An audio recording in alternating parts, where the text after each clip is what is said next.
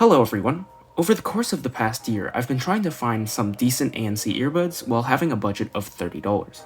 Now, I didn't intend to spend this much money when I started this, but as you can see, I have 8 earbuds here. I can sort them out in terms of 3 categories. First is the no-name brands, second is the mid-tier brands, and third is the most popular brands.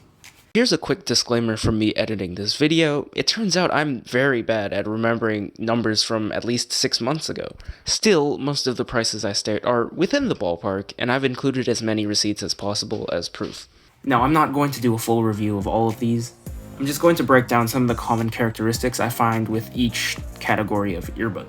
I'm also going to go over which earbud type I recommend, and the answer is not going to surprise you. So to represent the no-name brands, here I have the AbleGrid Free Audio Viva Lite, that's a mouthful, these cost me $8. The Tonstep AC082, these cost me $13. And fake AirPods, which I featured in another video, they cost $20. So these AbleGrids are actually an imposter. Even though they were sold to me as ANC earbuds, they have no ANC at all. So by definition, they're out of the competition. Now, as for these two, I wouldn't recommend buying them. They have overpronounced bass. The battery life is around 1 to 2 hours, not very good. The ANC on the Tonsteps are very underwhelming. I don't think they do anything, to be honest.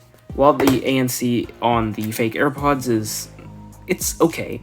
And it also supports native Apple integration, so fake AirPods are not completely worthless. Alright, moving on to the semi-known brands. First up, I have the Skullcandy Sesh ANCs. These cost me $12. The Skullcandy Indie ANCs. These cost me $22.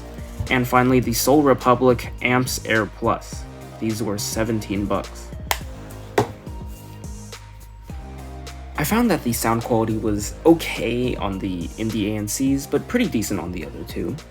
The ANC quality, on the other hand, was terrible on the Amps Air, but Skullcandy has pretty decent ANC. Battery life was also 3 hours on the Amps Air, but 4 to 5 hours for Skullcandy.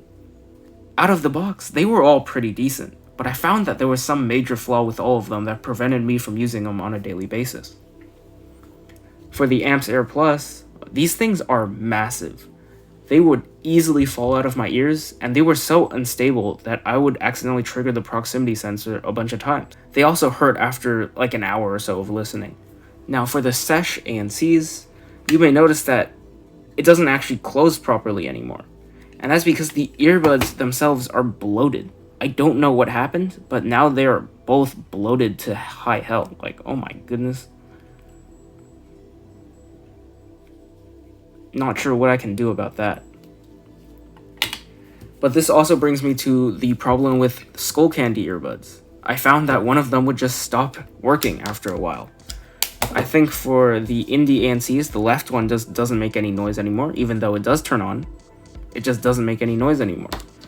For my Seshes, it was the right one. The right one just stopped making any noise.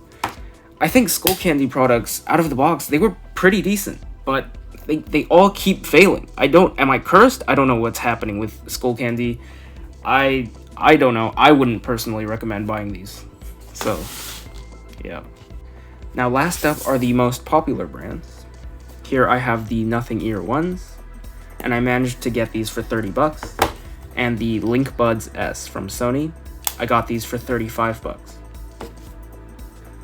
Unsurprisingly, the sound and ANC quality are pretty good. And so is the battery life. Well, that is for the Link Buds S. I was able to get around 4 hours of ANC on, but for the Nothing Ears, it's around 3 hours with ANC on. Now, I'm pretty sure from reading online reviews that the sound and ANC from these aren't actually that great, but after listening to all of that crap, these are like god tier in comparison to the rest of this crap. Now, both of these have more features as well, such as having a proximity sensor, Google Fast Pair, and supporting different audio codecs. So what have I learned from wasting all of my money? Yeah, it's not worth buying anything else.